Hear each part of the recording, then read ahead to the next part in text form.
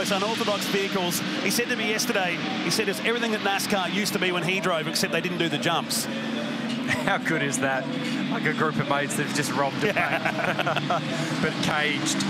Oh, man, when you got a guy that can put it so well like that at the helm, then you know that entertainment is at the forefront, and certainly entertained we are, aren't we, in here, Matt? Incredible. He's had some great names over the years as well at join us. Some of his old IndyCar and NASCAR buddies have had a steer. He talked about Townsend Belt. We had Greg Biffle in the series here last year, raced the Gold Coast, and it was a real eye-opener, wasn't it, for him? Oh, not only an eye-opener, but cool for somebody like me who's a huge fan of the sport to have somebody like Greg Biffle, and there'll be people that are tuning in going, who's Greg Biffle? Well, he's won a whole heap of NASCAR races, and he's a super, super talent. And for him to come out to Australia and put himself in the driver's seat of one of these stadium super trucks just shows how keen people are to be involved in this series and how much fun they really are. We go back to 2015. The very first race here was won by Venezuelan EJ Viso that raced in IndyCars and was one of the originals in stadium super truck competition. We've had Burt Jenner here. We've had Toby Price, who's back this weekend. Sheldon Creed, who's continuing his rise in the world of NASCAR competition. We've seen him in the late model recently and will step up out of the ARCA series this year as well. He dominated this series when it first came to Australia. Both he and Robbie Gordon were the guys to catch, but there's been a changing of the guard in the recent years. Yeah, there certainly has, and just watching Robbie here on this outlap, and you could see just as he got to the hairpin there at turn 9, his right hand reached over and it grabbed hold of that brake lever, trying to get the back of the car to slide, and then he's got on the throttle, and he's trying to wear that outside tyre down a little bit. Radial tyre, it's got some blocks in there, and the car and the trucks move around on those radial blocks, so he's trying to wear them down a little bit. There's a bit of method to the entertainment value that we're seeing. He wants more pace, but we're pretty happy to see them sliding around and smoke pouring off the tyre. And a great point you raise as well. Unlike the other categories, this category runs with a limited parts base as well. When they've shipped a lot of stuff out from Charlotte, North Carolina, they've got to learn to race with what they've got for this weekend. So brakes are going to be an issue. You don't want to wear them out early in the weekend. You don't also want to destroy your tyres. These Toyo tyres are very durable, very strong, but they have their limits across 3 races around this Adelaide street circuit. So you've seen a few of the trucks pulled to the pit lane right now. We've split the field into 2 groups of 6. They'll have 3 to 4 laps to qualify out. Then the second group will come out. That will then set qualifying. We flip them around like an inversion in motocross racing, where the fastest guys or girl goes to the back of the field for race number 1 later today. And the whole idea between having some of the trucks out on the road and some in the pit lane is to free up some space. But let's have a look at where all the trucks are at the moment. They're all fighting over the same bit of road, so it's not really working too much at the moment. And part of that will be they're all trying to just give themselves some space, find that space after the first couple of laps where everyone was out. The side-by-side action, and like we see the other categories, there is an agreement with all the drivers. A 150-metre marker on the left-hand side heading to turn 8 is the point of no return. There's going to be no side-by-side passing through. So it's okay saying at the briefing, but tell these guys that. Well, and that's exactly what just happened before when we heard about why we'd have half the field out and half the field in. You can plan it as much as you like, but once you get out there on the racetrack and you try and organise it with a group of competitive drivers, everything goes out the window. Sometimes I wonder why we do have briefings. Here's Paul Wheel. Great to see the Redback Radiators PWR Performance Products entry back in motor racing. It's been a long time since he's run competitively, but has had some stadium truck experience back in the 90s. Total different animal to what he's racing now in the Boost Mobile Series, but a welcome addition and a guy that's really excited and happy to be racing again. Yeah, I caught up with him yesterday before he turned a wheel, and he was really looking forward to it. We've got a replay of Matt Mingay here. Left front tyre. Look at the angle. He's got that steering wheel turned. That, look at the eyes, my friends, is a really good example of understeer at its absolute maximum. Left front tyre, smoking, no more lock available to Matty Mingay, and he just missed the apex by about 2.5 car widths. The longer that went in, the wider his eyes got as well. In the Castrol Edge Hot Wheels number 2. Had a big crash here years and years ago at the top of the Adelaide hairpin when he got the ramp all wrong. Heap of barrel rolls landed him on the grass. But as we saw in the highlights from years gone by, it goes viral, these clips, on socials. Got out, took a bow. He is our Evel Knievel. He's our showman. That's great to have him back in the Super Truck Series. This was the exact ramp, almost a carbon copy of what he did that day, locking up the brakes before he hit that ramp. At the moment, it's Paul Wheel, it's quickest. Mingay, Sean Richardson, who's back for his first run in a long time in Truck 12. He's in the Trans Am class as well. We'll see them later today. Looking forward to that. As well as Luke Banner, who we saw in the highlights hitting the wall behind the back of the paddock yesterday. Bill Hines and Sarah Price, who returns to Super Truck competition for the first time since Lake Elsinore in California back in 2018. And that was a really great shot that we just saw of Richardson there approaching the ramp over behind the pit complex here at the Superloop 500, and you could just see how much turning the drivers are still doing as they approach that ramp. Now, that one for me, that's a really exciting one that I can't wait to see how that's navigated in the races, because when you've got trucks around you and you're trying to turn and you see them take the lift, these ones are relatively easy. You arrive straight at them, so the cars take off, or the trucks take off nicely, but the one over the back, that's where I reckon we're going to have a whole heap of chaos over the races this weekend. Woo, tend to agree. It's going to be exciting. Strategically placed for maximum entertainment.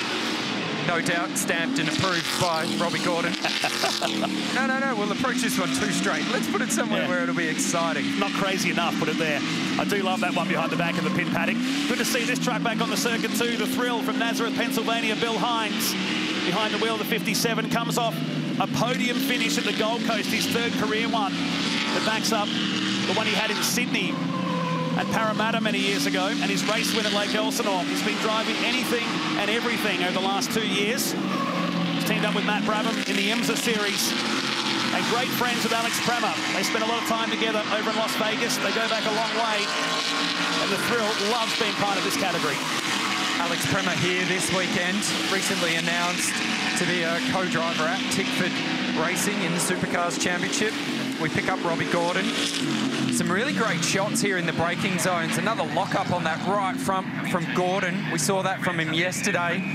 He is absolutely pushing that truck under brakes. And just watch when these trucks take off over the ramps, you can see how much droop is in the car. And that's where the front wheels just hang down. And then when they land, how much control there is when they land. No issues going through the curbs at turn 1 and 3. They completely missed turn 2. There's no such thing in stadium super trucks. It's usually a 14-turn track, but for super trucks it's 13. But they run a twin spring, and this will be a really good example of how that twin spring works. So truck takes off, and then that big spring that we can see in there, that goes full maximum length, and then there's a little short one up there as well. So when the cars are torque jacking like that, and we see the inside wheel up, there's a stiff spring there that's controlling it, and the one that's up in the air is on this soft spring as it comes back down to try and help limit the way they land and control the way they land. These trucks are really, really technical. Sarah Price, the VP Racing Fuels, number 78. It's gone back to her regular number she uses over in the States. She runs up there in third position.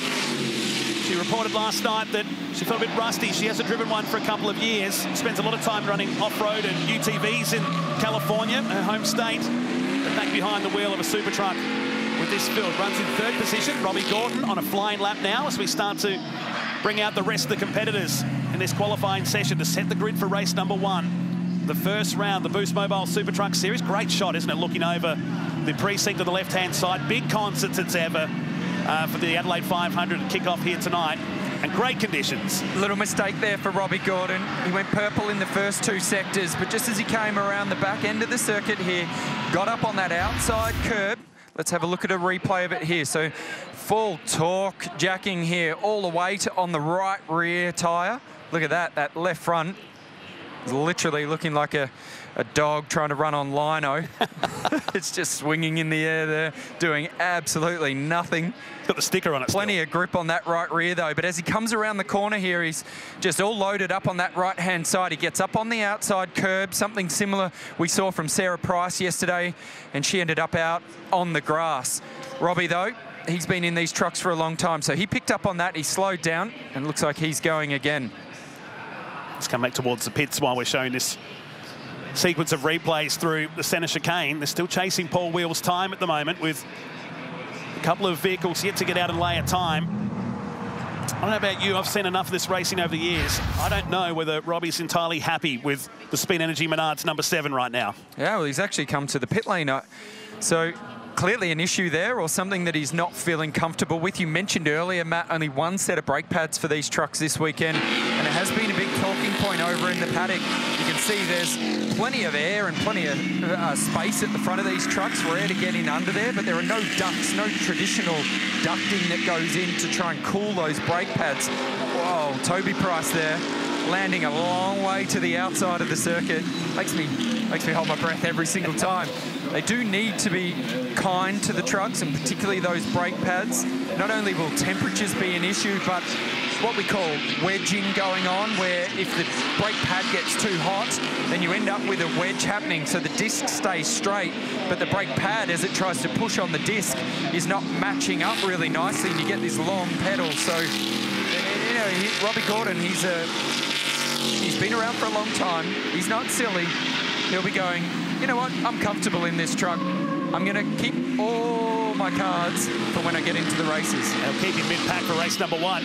Spare a thought, though, if we think Toby Price makes it look easy in the 87 Boost Mobile entry, how about this guy? Has never jumped anything seriously since the age of 12 on a BMX bike. It's Shay Davies. It was a big welcome to Super Trucks in a test session at Queensland Raceway a few weeks ago. He's committed to the entire series this year with support from the Darwin Triple Crown sponsorship on there for the lead up to that event, which these trucks will feature at in July this year as part of the 8-round series. Price flying down towards turn number 9. Remember, Davies is more known for his GT racing and supercars over the years. So this is a completely different animal for him to ride, but talking to him yesterday, he's pretty excited. And why wouldn't you be? Getting to drive one of these, even you want to do it. Absolutely, yeah. I mean, they look so much fun, and everybody that jumps in them to drive them says how much fun they are. And you know, to hear Robbie Gordon talk about guys like Townsend Bell, who has done some amazing stuff in IndyCar, and then he gets in one of these things and it still brings a smile to his face. It says a lot, doesn't it? Whether or not the opportunity happens, who knows? But for me, I'm happy to stand here beside you and watch all the action and call it on the screens. Toby Price looking very strong. This is going to be a good lap. Good enough to take him to the top. He has just been eclipsed, though, by Shay Davies, who's following him. It's a great lap. And like we suggested, there is an issue with the number 7. That's Casey Jeffers on the right-hand side, who's responsible for overlooking the entire operation in North Carolina. So he's the go-to guy. So they got that fiberglass bonnet panel off Robbie Gordon's entry. Just trying to work out what they're playing with there. Those big shock absorbers and big springs there that we could see. They're away from them, so no issues with the damper control, but there is a problem. Matty Brabham now, 3rd position, as he starts one of his last laps. 6.5 minutes remaining in the session. The Carlisle Performance and 2-time Super Truck Series champion. Born in America, raised on the Gold Coast, and now lives in Indianapolis, Indiana. Of course, the son of Jeff Brabham, nephew of David Brabham, who we saw that beautiful Brabham GT car here yesterday that Matty had a steer of, and what a moment he got to steer his grandfather, Sir Jack Brabham's Brabham car around the course yesterday afternoon. But at the moment, he's looking really, really comfortable in this truck. You can just see the rear of the truck sliding around. A lot of that's being induced by Matty from within the cockpit. You can hear that axle tramp on the run into turn 9. That was really smooth, actually, very different to the approach that we saw Robbie Gordon take earlier, where he grabbed a whole heap of rear brake to try and turn the truck in off the rear by locking the rear tyres. Shot on the right-hand side, he's looking out of Robbie's truck that's in the pit lane. Matt Brabham navigating his way up to the final corner. Looks very relaxed, very calm, not too much attitude coming from that truck at all. 2 green boxes suggests that he's going to be fast, but will it be fast enough to go to the top? Oh, landed down on the nose, which used to be his trademark when he started his career back in 2015, and stays in 3rd position. But the surprise man at the moment is Shay Davies at the top. There's points for qualifying here, 3, 2 and 1 for the top 3 in qualifying. But you'll start from the back of the field. Wherever you start, if you qualify at the top, you'll start at the back of the field for race number 1 here later on today. And a progression of points with the most amount of points will start at the back for the final race. A bit like a motocross format, which has been the standard for the Super Truck Series for so many years. Paul Morris heads towards the second last ramp around past the concert stage on the left-hand side of the course here, the Hulk 4x4 entry. He was the champion back in 2017 in the North America Series. Just listen to how aggressive that is when Morris lands over the back of the pit lane here. Oh, and that one came down on the front pretty hard there, Matt. So Paul Morris held a training camp for the likes of Shay Davies up at Norwell earlier in the week before they came, or late last week, sorry, before they came over to Adelaide. So that's an impressive run from Davies, having not had a lot of seat time. He does love a street circuit. He was really, really competitive up in Townsville in Porsche Carrera Cup. Likewise, every time we got to the streets in Dunlop Super 2 for Shay Davies, and he's taking that confidence to the streets of Adelaide here in the Stadium Super Trucks. Could he, in his first attempt, qualify on the pole? He didn't blink from the centre chicane to the top of Wakefield Street. It was so cool to watch. Oh, bit of a moment. As he comes out of turn 7, clears the ramp on the way down Bartels Road. Brabham has gone to the top bar. This has been going on. So the two-time series champion looking to start 2020 in style. This counts towards the World Championship that goes on, which will start at Long Beach in California in April. But we've got the Australian series that's interwoven into it this year. 3 of our rounds count towards that. And if you were a philanthropist and you were saying, you know what, I'm going to come up with a category that suits Paul Morris down to a T, this would be it. Absolutely. I was over talking to Paul yesterday about the Stadium Super Truck, and he just lit up. He's a pretty reserved sort of guy normally, but as soon as we started talking about this category, he just absolutely lit up, and he loves driving them. He is built for them. They are built for him. Oh, a little mistake there from Paul. It's yellow waving, that's why. So he had to kill that lap off. He threw his hands up going, what's going on? So there was wave double yellows in the background as he got to that ramp. Great presence of mind to see that, but he's going, why are we yellow for? He's trying to work it out. Got both hands up. Well, Paul, we're as confused as you. We're on board with you, mate. And we're on tight shot watching you go over the ramp. So we could see the yellows in the background, but we're not really sure what it was for. Was he perhaps going?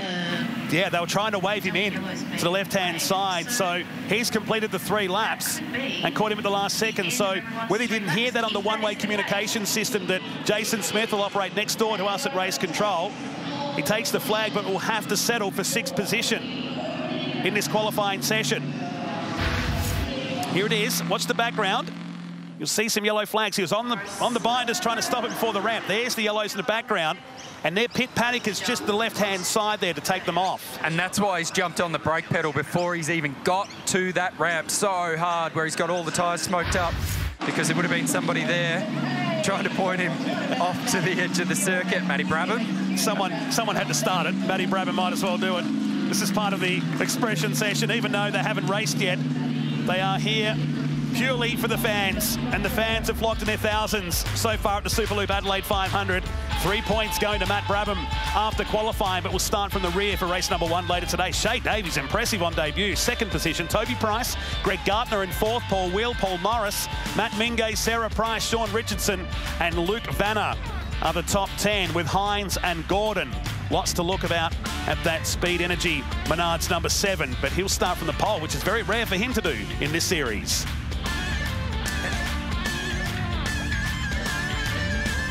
We'll take a look at the highlights on the Boost Mobile Super Truck Series here on the streets of Adelaide. And this camera angle, which we introduced in the first year, it's like you're holding on to the back bar for a ride around the Adelaide street circuit. And so happy to see Matt Mingay in the field as well. Such a good story to come back from what was a really horrific accident. Did a lot of damage to Matty, particularly around the face region and up around the skull. But he is mentally one of the strongest guys I've come across to be able to come back from that, putting himself back in one of these Stadium Super Trucks. It's awesome to see him out there. Likewise for Paul Wheel, to see him join this series. Has come from a Super Truck style background, although in off-road, went all the way through up to supercars, and now he's back having some fun in Stadium Super Trucks. Good result for Wheel, 5th position in that session. Shay Davies, who sat at the top there for a lot of the session, would end up in 2nd spot. And plenty of drivers using the gravel through the chicane here at turn number 1. Matt Brabham joined the circuit, and with each lap got quicker and quicker and would grab the number 1 spot at the end of the session with a 1:45.083. The times don't matter. He'll start from the back for race number 1 of Boost Mobile Super Trucks later on today at the Superloop Adelaide 500.